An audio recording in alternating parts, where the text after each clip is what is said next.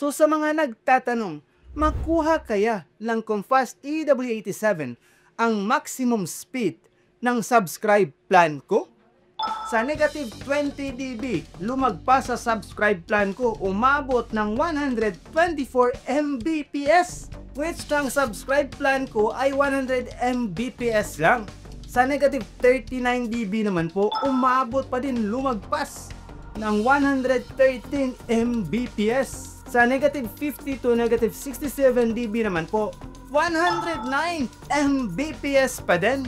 Sa negative 71 to negative 74 dB naman, 79 Mbps pa din.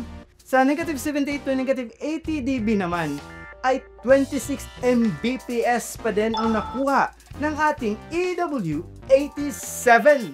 Nakita nyo naman sa range testing natin, pang Wi-Fi 7 talaga. Ang lakas!